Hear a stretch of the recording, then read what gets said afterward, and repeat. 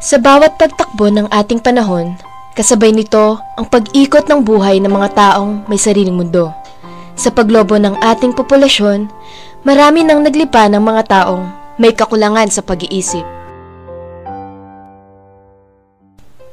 Eng! Rani! Brenda! May sayad! May saltik! May tama! Sira ulo! Baliw!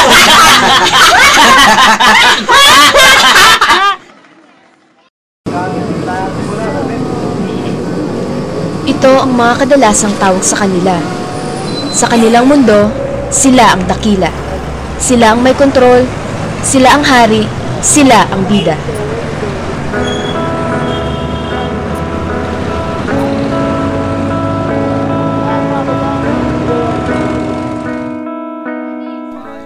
Sa dokumentarong ito, aming tinutukan ang ilang kalalakihan na may problema sa pag-iisip.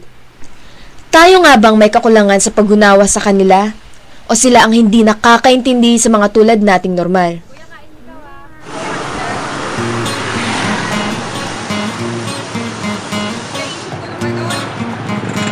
Kuya, may kilala ka bang baliw na taga dito? Wala yan. Ano pangalan po? Boy. Ano pong madalas na ginagawa niya dito? Sa aming pag-iikot-ikot sa bayan ng Ampid San Mateo, ay nahagip ng aming atensyon ng isang mamang nasa gilid ng isang abandonadong sasakyan. Si Teddy Abante o mas kilala bilang Mang Boy, ay isang taong masayahin na pilit tinatanggi ang lahat ng mga bagay na may kinalaman sa tila unti-unting paglubog ng kanyang buhay. Tingin mo isa ka sa mga taong grasa? Katulad ka nila? Hindi naman. Bakit? May oras na naman po para tamang kayo grasa. O kaya resto. Bakit? Patay ka ka. Tingin mo ba kakaiba ka? Maaari. Tingin mo ba't nagigigitan yan? Mapapansin kay Mang Boy ang hawak niyang laruang baril. Lagi niya itong ikinakasa. At dito niya ibinubuhos ang kaniyang atensyon sa pamamagitan ng paglalaro dito. May maaway pa sa inyo? Wala naman. Nag-drugs ka ba dati? Paano yung may bondeo? Sa psychology. Nakapasa tayo ng Ba't nainin mo lang yung pag-labit? Alakal. Pero umiinom ka dati. Tunay ngang parang isang laro lamang kay Mang Boy ang mga bagay-bagay na nakikita niya sa kanyang paligid. Lahat ng ito ay paraan lamang niya upang makatakas sa realidad ng buhay. Titingnan natin ang mind ng isang schizophrenic. Normal siya. Tingin niya normal siya. Na hindi nga niya alam na may sakit siya. Hindi niya alam. Kasi may sarili siyang mundo. Sabihin na natin. Pero di ka nasasaktan kapag may nagsasabi sa'yo na baliw ka.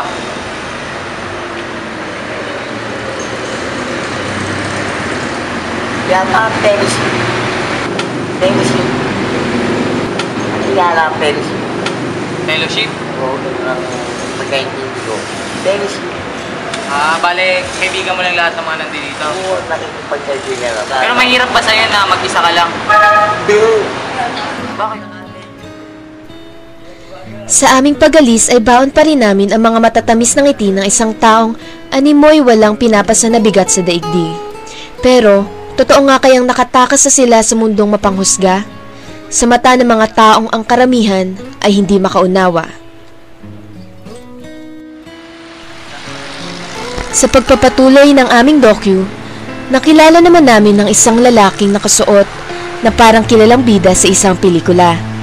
Si Eric Magtaak o mas kilala sa bansag na Zorro, ay nakita namin sa kabaan ng Quezon Avenue na abalang-abala sa pagsasaayos ng daloy ng trapiko.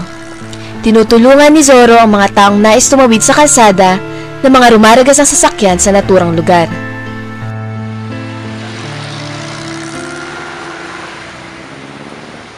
So tumutulong tumutulong kayo sa mga gawaing pan-trapiko? Oo, I'm a traffic enforcer. Hindi naman superior bilang isang kabalyero. Kasi yung parents mo. Nandun, medyo, hindi. Kasi, my papa ko was passed away.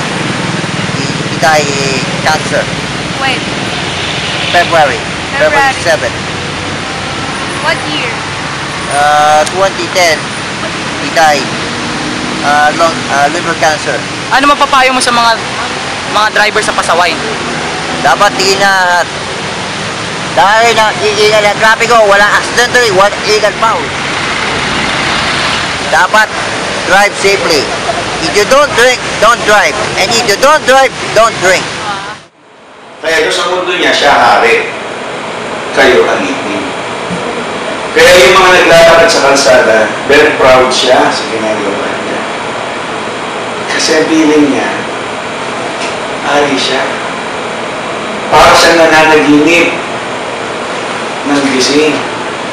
Sa aming pag-uusisa sa kanyang kasuotan, nakita namin ang iba't ibang gamit na nakakabit dito. Kaya marunong ka magsako. Kalaban sa mga masamang loob. Naririnig kami nagsasabi daw, baliw ka daw. So, ay baliw. Pero si Gloria Arroyo ay isang baliw. Bakit? Natataas ang presyo ng mga bilihan ng mga langis. Habang tataas ang presyo ng tubig, mababa presyo ng kuryente, saka ibang magtaot na matataas ang presyo ng bili. Tingin ba kakaiba kang tao? Medyo lang. Ikaw. Kapansin-pansin ng isang laroang truck na laging kasakasama ni Zoro. Ito ay si Diego, na tila sidekick ni Zoro, na nagsisilbi rin niyang matalik na kaibigan at parati niyang hila-hila saan mang lugar siya mapadpad. Normal ka. Oh. Ang sakit ako mental retardation.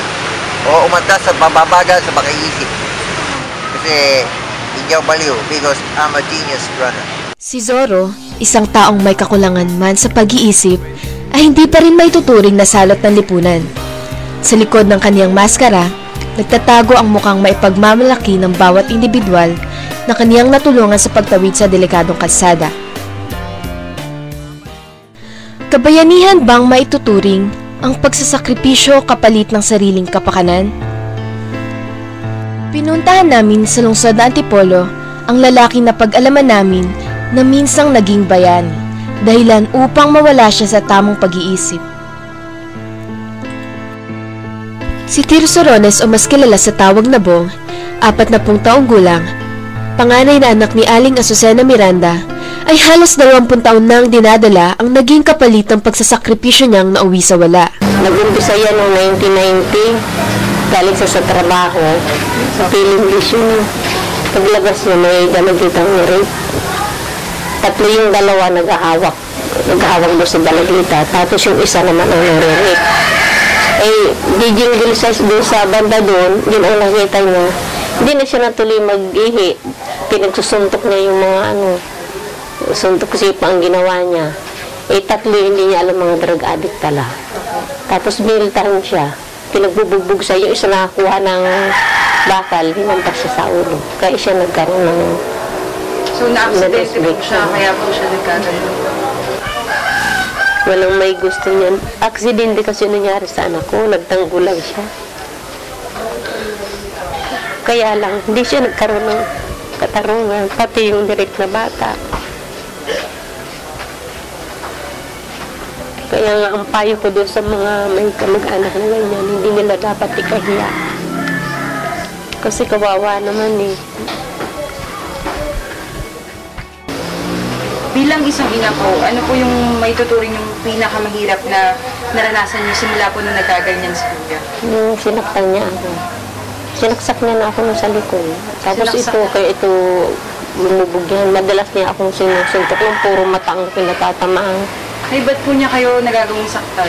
Pag sinusumpong ko, Paano po sinusumpong? halimbawa yung tinutukso-tukso sa o kaya yung ginabato. At kasi ayaw niya na sinasabay siya ng baliw o kaya yung tinuluko-luko siya, nagagalit siya ng wawa. Ginawat ko. Ako ang namatay yung anak kong bunso. Tapos, siya naman ganyan, dinala, paggalibing ng anak ko, kinabukasan, siya naman ang dinala ko sa mental. Ay, paano niyo po natanggap lahat po ng... Inano ko na lang sa Diyos, ipinubaya ko na lang sa Kanya. Sana bigyan niya pa ako ng lakas ng loob na matagalan ko yung lahat ng pagsubok niya sa akin. Meron po bang mga panahon sa buhay niyo na naisip niyo na pong sumuko kasi po pagod na po kayo? Oo. Minsan naisip ko, mabuti yung matulog na lang ako, huwag na ako magising eh. Pero naisip ko, kawawa yung anak ko, mas lalong kawawa pag wala ako. Kaya nga lagi kong dinadasal sana. Kung mamamatay ako, kunin niya na rin siya. O kaya mas mauna siya sa akin kasi kung maiwanan ko siya, mas lalong kawawa siya, walang mag-aasikaso. Magiging palaboy lang yan. Isa sa atin, may kanya-kanyang tao. Swerte tayo, nakababalik tayo sa iyo. Swerte tayo, dahil sa hindi tinutulot ng Diyos. Nangyari sa atin. Si Bong at Aling Azucena ay magandang halimbawa na mag-inang patuloy na umaasang matatamo pa ang katarungang matagal nang ipinagkait sa kanila. Sa kabila ng kanilang kalagayan, higit na pangunawa ang tunay nilang kailangan. Sila ay bahagi na ng ating lipunan at pagtanggap ang tangi nilang kahilingan. Ating isaisip na ang mga tulad nila ay may kanya-kanya ring espesyal na kakayahan na maaari nating hangaan at tularan kahit na sila ay may kakulangang mental. Could you be healer to a heart that's been wounded in a battle that's never seen? Could you be teacher to a mind of confusion? Tell me, what does this all mean? Are you deliverer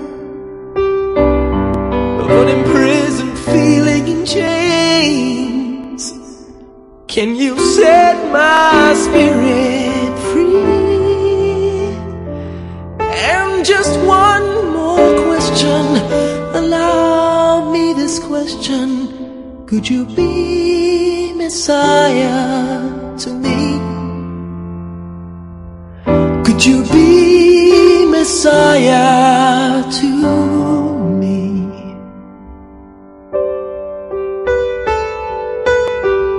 Could you be Father